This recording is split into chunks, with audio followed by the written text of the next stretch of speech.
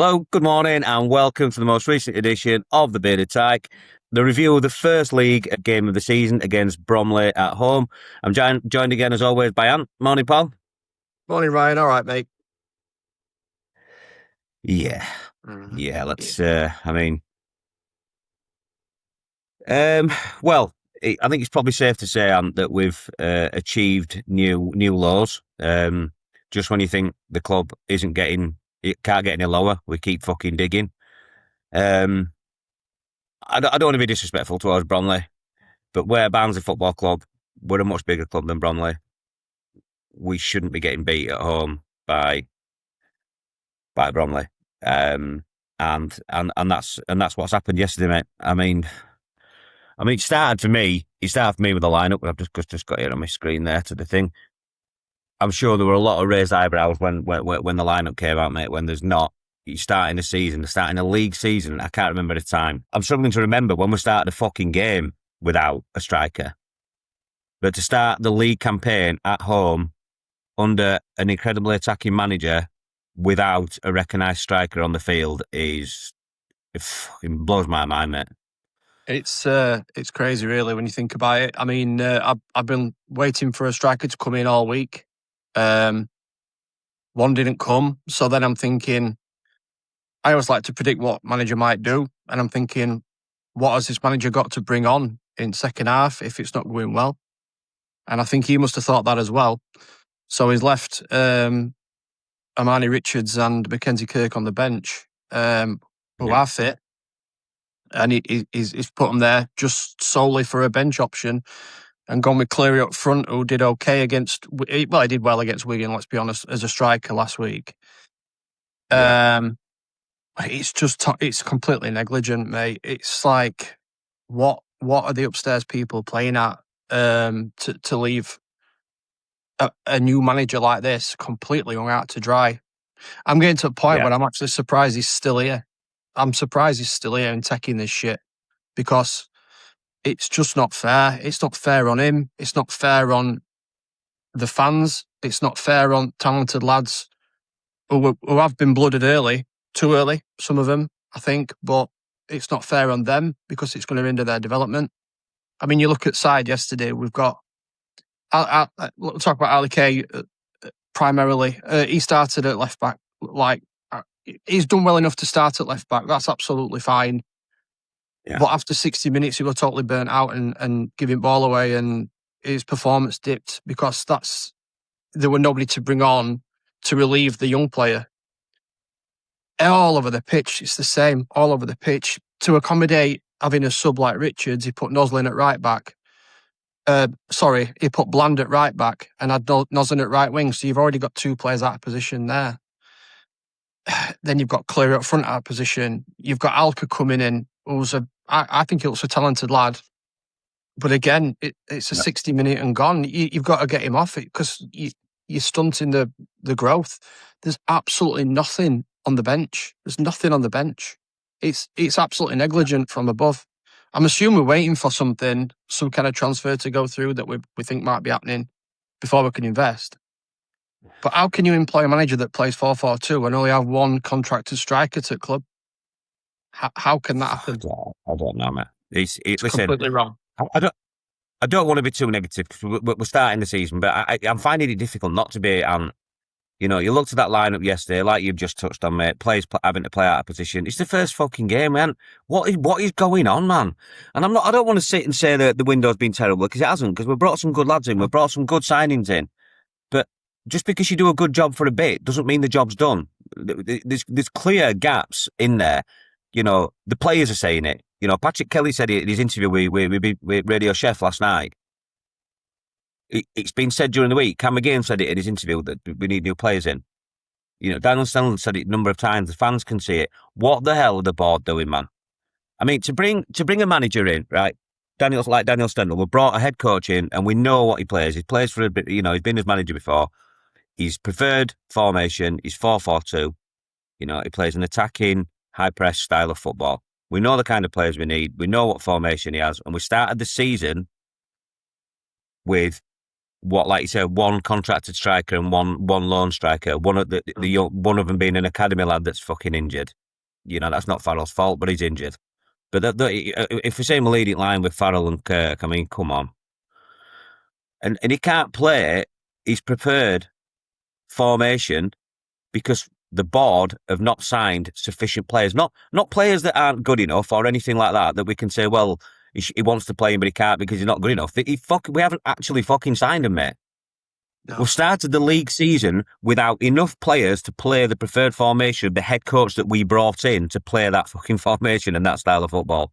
It is negligent at best. At fucking best, it's negligent. It's not good enough, mate. It's not like you just said. It's not fair on the players that were brought in. It's not fair on the young lads that were blooding too early. That we've not got sufficient players in. We've got, like you said, nothing on the bench, mate. I'm not being disrespectful to the lads on the bench, but they're not the answer to change the game, are they? There's no depth at all. When that lineup came out yesterday, and I'm trying to keep it as respectful as possibly can, because I thought actually we played well for the majority of the game, and I thought there were some really good performances. But do you know what it looked like? It looked like a fucking Johnson's Paint Trophy team that would in previous seasons. Like a Tuesday night game against Leeds under-21s. That's the team that we'd put out. It did. That's what it looked like. I mean, if you look at that's what we're starting his league fucking season with. Yeah, I mean, if you look at bench, I mean, it looks like some of them aren't even going to be considered anyway. So why are they on bench? Shepherd, for example, O'Keefe. They're obviously leaving, but we're stuck with players that we can't get shuttered because nobody wants them because they've been that shit for like 1, 2, 3 years. Who's going to want to buy a right back that can't defend? Who's going to want to buy a centre back that can't turn? They're obviously going to drop down to League Two at best. Some of them, we can't get rid of these people to bring new ones in. They're so stringent as well. The people above, like, they want X amount of money for Cleary. Take whatever you can get for Cleary and give it to the manager. Just, you know what I mean? Obviously, you can only spend 50% of whatever you bring in anyway. I believe that's a rule. If you get 3 million for Cleary and then put add-ons on, spend the 1.5. Give it to Stendhal to bring in the players who can play in the right position. Like we've been chatting all week about a left back. There's one that's sat there at Notts Forest apparently, but we could have got, and he's still not here. He's still not here. Why? Why is this lone player not here? What are we doing with goalkeeper, for example? I mean, no disrespect to Rogan Ravenhill. I don't think he did anything wrong apart from getting down slow to winner. He got down slow to winner. I thought he should have probably got that. You might have a better view than me. He should have saved it. He should have saved it. Yeah, he should have saved it. Yeah. It's a shame because I think other than that, he was pretty solid. But, we've got academy goalkeepers in the side from game one. Like, if Slicker's injured, send him back and get another one. It's not normal what we're doing. Why is Slicker so good that we have to wait 2-3 weeks and maybe sacrifice a couple of results here and there? I don't understand. 10 weeks he was out. Is it 10 weeks he's out? Is that what it is? Is it that long? So if it's that long, why the hell is he still here? Why is he still contracted to us? Get shut and get another one in. Yeah. I don't understand. Splitting hairs on that, but I mean, that's the tip of the iceberg here, to be fair. I don't understand what they're trying to do. This is the biggest 2 weeks in our transfer and recent history. If we don't get the right players in, we will go down. We will go down playing like that with no forwards. And we haven't signed a striker for cash since Max Watters. I know people say DKD, but he came as a 10, really, let's be honest, and he got forced up front as a 9. Yeah. He weren't a striker, really. It worked. But Watters is the last. He's an attacking midfielder that got put up front because we didn't sign any fucking strikers.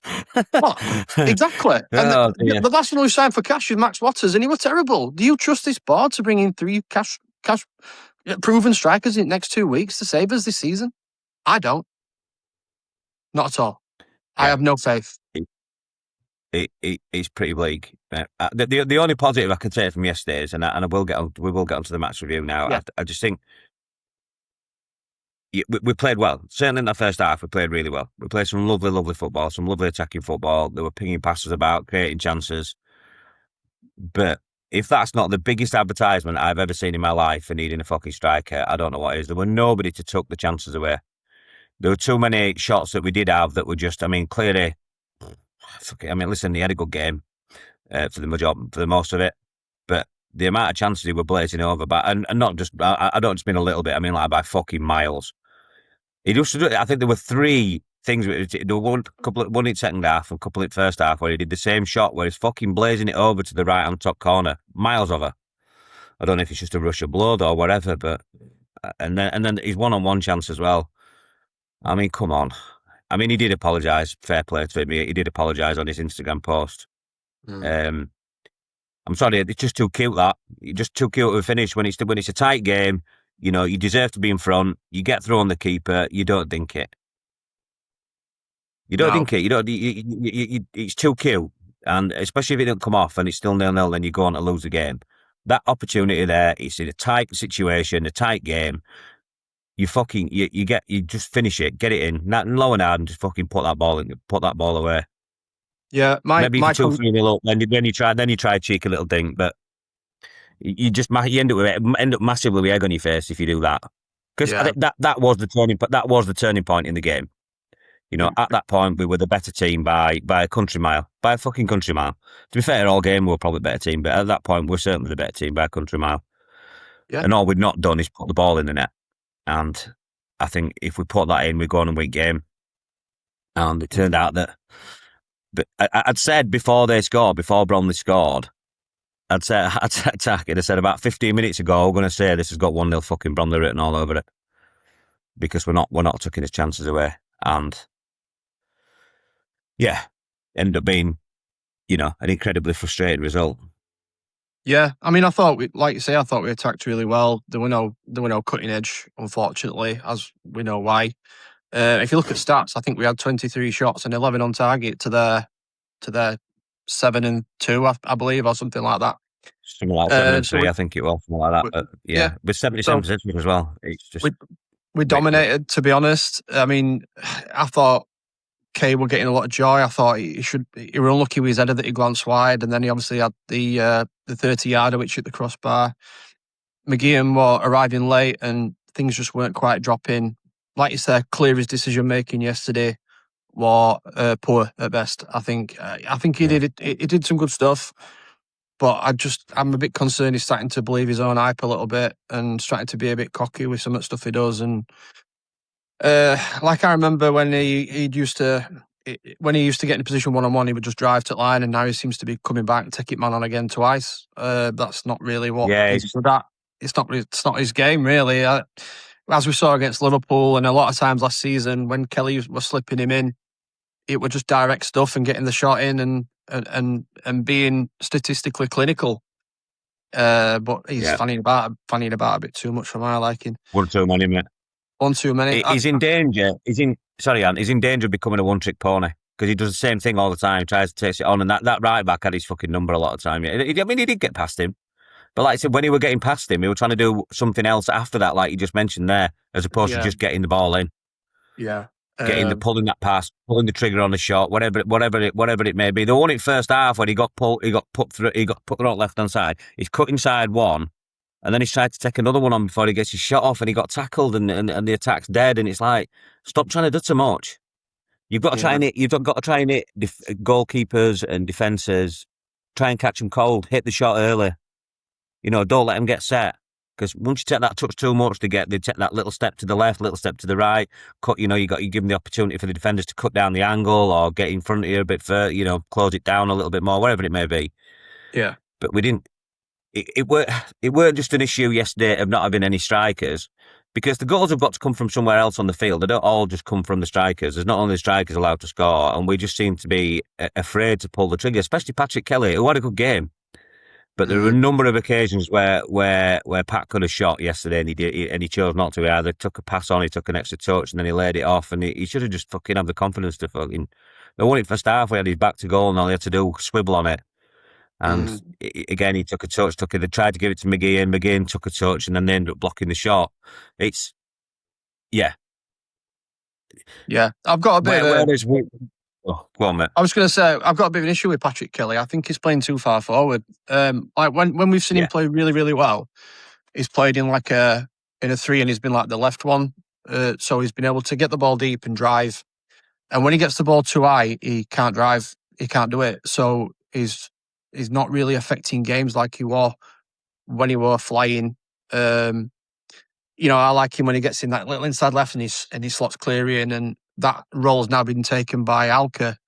Actually, I thought played really well yesterday, Alka. I thought his transitions were really good. But and I think there's a big talent there if you can get some end product out of him. But I think he's taken away from what Kelly does well, unfortunately. So I think he's playing too far forward. Maybe when Clayton Taylor comes in, he might play in that role, and they could put Kelly there instead. But I'm assuming when players come in, this formation will change anyway. So I think that's it's up for debate, isn't it? But I think there was some really good performances yesterday. Patrick Kelly said that in his interview. Sorry, mate, if I go into that. Patrick Kelly said that in his interview yesterday, and he said, "But how did he find it playing up front?" He says, "It's not my normal position, but must at the moment. I've got to play it because we haven't replaced Adam Phillips, have we?" So no, we haven't. No. But I thought there were some good performances yesterday. I thought Luke O'Connell had a really good game. I thought some of his through balls. I mean, the one to Cleary was exceptional through ball, to be honest. And I thought he controlled things pretty well. There were some concerning performances. One of the centre backs, especially. We'll talk about Earl in a minute, but I thought Gale had sometimes where he just gave the ball away for no reason in really, really dangerous areas. Not something I've seen in the 2 games I've seen him play either. I thought he looked very assured and confident, and he looked a bit nervous yesterday. And obviously Earl were cruising towards a decent rating again, just like I said last week. And then he just lets a long ball go over the top of him, and then they score. He does an error every single game without fail. Without fail. We cannot continue with Josh Earl at centre back. It's horrible to say, because I'm sure he's a lovely lad, but it can't continue. Last week he fell asleep. The week before in the friendly, he got sent off. And yesterday, he just let a simple ball from a goalkeeper go over his head, and then we conceded. We need centre-backs, mate. I think Gale can be good, and I think he can get there. His duels and everything like that were pretty good, and he did win most things. But he needs to work on his distribution. But Earl is just, he's winding me up, mate. I'll be honest. Yeah, I thought Sam Gale had a good game. Defensively, mate, he had a good game, but I think there were 3 that I could count where he's took the ball out of defence and needlessly just passed it straight to an opposition player. I don't know if that would just lack concentration or what, because like I say, he's been defensively pretty solid. He is rapid, and he was pushing. To be fair, he was pushing up and getting winning ball. There were a couple of times where he won the ball high in the attacking phase and put the ball back in and started the attack again for us. So that's encouraging to see. But there were some loose passes. There were some loose passes from Noslin as well. Who again I thought had a good game. Noslin, he looks a bit slight, I have to say, physically, but again, some needless passing that were just given away when we didn't need to. But like you said, mate, the frustrating thing is that overall the performance was good. Overall, we were the best team. Listen, Bromley come with a game plan and they've done it. They've managed to get 1-0 up and they've shit ours away to a 1-0 win. Listen, fair play to them. That's what they've come to do. And they ultimately, whoever's played best is by the by, because they're the ones that have come away with 3 points. Yeah. So it's like you say, it's fair play to them, but. Overall, we were the better team by a mile, and it's just so frustrating that, that we've been let down again. And, we can point fingers at like we have done, like Josh Earl's done this, and, Gale's done that, and so many, Cleary missed his one-on-one and blah, blah, blah. For me, that loss is pointed squarely at the fucking board, mate. Squarely at the board. Because ultimately, that's what's cost us. Yeah, I mean, we're a couple of reputable strikers. We'd have been out of sight, wouldn't we? It's negligent, mate. We end up repeating the sins here, and it's just stuck out like a sore thumb. How can they sit there and watch that? If this goes wrong, if they don't recruit well in the next 2 weeks, and Stendhal gets sacked or whatever because of their negligence, they're going to lose everybody in this fan base. There's going to be hardly anybody left, mate. I am struggling now. I am struggling. I were really angry when DKD left and we didn't replace. And I can just see it happening again. I can just see Cleary going last minute and us not doing anything, or bringing in a couple of Prem loans who aren't ready. Yeah, They've got to be it's proactive now. we have to get a marquee signing in, mate. We have to get a marquee striker in. We can't be fanning him. Listen, it's great to get loans and lads in. I think Kirk will be a good option. I think he had a really good header opportunity. That he was really good movement from the corner, and he flicked an header on. It's a good save again by the keeper. Their keeper, by the way, had a really good game. He did have a really good game. To be fair, I think he was on debut as well. But Yeah, anyway, well, I think Kirk will be a good option to bring off the bench. But we need somebody to lead the line, mate. We need somebody. We need two for me. We need two up top that we can get in. well, if he's wanting to I play said we need a centre back. 4-4-2, We need a left back. If he's not going to play O'Keefe, we need a right back. I think we need an attacking. I think we need an attacking midfielder because we've not got one. We haven't got one. We need an attacking midfielder. I don't mean someone as good, maybe as good as Adam Phillips, but someone of Adam Phillips' ilk. If we're going to play that way, then we need, instead of pushing, we should push Kelly up there. Yeah, listen, Kelly's talented enough. And like you said, I do want to add goals to my game, so I didn't mind playing that position, but it's not my strongest position. So then you take him out of his strongest position, and where Kelly's position was then becomes weaker. There's fucking holes all over the place, Matt. it's a mess. We've got a massive 2 weeks. And it's not just that, like you say, it's not just the striker, mate. Striker is obviously critically important, but there's so many other places on the field because we're so light in the squad when we need to make changes as well. There's no depth. It's frustrating. I mean, looking at it, we'll close on this bit. But there's players actually in the squad at the club that could have been on the bench yesterday, but aren't. Gent could have been on the bench yesterday. Noah Carley could have been on the bench yesterday, but for whatever reason, they're not. So I don't know what's going on behind fucking scenes there. I really don't. I mean, the fact that because although they might be leaving, they might not be in his plans. But the contract of this football club, I'm gonna need a job doing, and we didn't have the players in the building yet that we need, or if we fucking get them, should I say? But like you said, Ali Kay were done after 60 minutes, 65 minutes, and he'd had a really good game up to that point, but he were done. There were nobody to come on at left back, and we could have had Gent on there. When he took Blandy off, we don't need to play Blandy at right back. He should just play Corey O'Keefe at right back.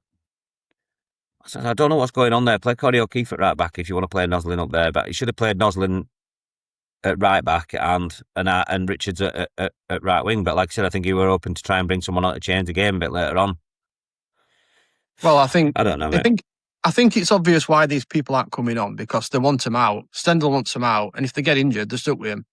So they've got to put Yeah, Cotton Wood out. I get it. Like for example, yesterday in stoppage time, we had a set piece at last minute, and he brought Callum Hudson on instead of Shepherd.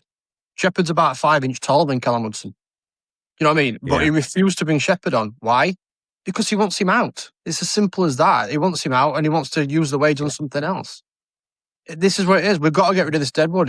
You've got to get rid of that first. If we don't get rid of it, we're stuck with him. Then what we're going to do? What we're going to do at Windershuts, and we're stuck with unhappy Shepherd, unhappy Gent, unhappy O'Keefe, unhappy Naquali. What the hell are we going to do then with no strikers? I think they're keen to get rid of him, mate. But I think, I think the problem is, like you said, is who's going to take him? Who wants him? No one. I would actually consider releasing him. I would consider releasing him so that they can spend wage on something else. If that's what Stendhal's doing and they don't want to use him, you might as well release him. O'Keefe must be on $3 grand a week. Agree to it then, though, doesn't it? The player has to agree to it. The player has to agree to that, though, because they're under contract, aren't they? And then you'd be taking the livelihood away from them. So the likelihood of them agreeing to that is slim to but for no fee, somebody would take him, right? Like somebody would take Shepherd for no fee. Somebody would take O'Keefe for no fee. I mean, it's a no risk. But when you're putting like, I want 300k for Shepherd, well, nobody's going to pay 300k for Shepherd. So we're stuck with him. We're stuck with a player who don't want to be here, who Stendhal doesn't want. Yeah, they've got a lot to sort out, and I don't think they're capable, mate. You can't get me wrong. We've brought some good players in over the last few months. I think we've got some talented players. But when push comes to shove, they have let down manager after manager after manager after manager, and it started this. Duff saw it. Collins had the same with player politics after January when he were here. Clark got ruined by it as well, and then Oran as well. Obviously got shafted with DKD. I think at stages they all lost the plot as well, but that's a major reason why these haven't worked. These managers haven't worked, and now we're stuck with a manager who we know can do this in this division. He's capable. He's got previous. He can do exactly what the board want to do, which is bring young players through and provide an energetic style of football. We saw it yesterday, but you can't expect a chef not to cook with blunt tools, or you know what I mean. You can't expect. Yeah. It's completely unfair to the manager coming in. I'm actually amazed he's here. I'm amazed he's here. They must have given him assurances, and if they don't back him up, it wouldn't surprise me in 2 weeks' time he's gone. I think he walks. Genuinely, mate, I think if they don't get him the players that he wants, yeah, come the close the window. That's why he's not. That's why I think he hasn't walked yet. I think if they don't give him the players, he'll walk. he's better than this. That's what I personally think. I know he loves the club and he loves the fans. We've got a special relationship with Daniel, and that's what makes it so much more difficult. Is that they're ruining they're trying to ruin a fucking legend. They need to pull the fucking finger out. I mean, there's the Transfer Galaxy guy on Twitter. He's usually right. And he said there's a striker inbound this week from his sources, and also that Narib got accosted by some fans at the train station yesterday on his way back to London. He got accosted by some fans, and he apparently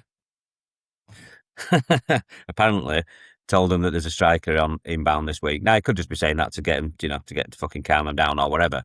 But we'll see. But what we're pleasing to hear, and I don't want anybody to get abused or anything like that.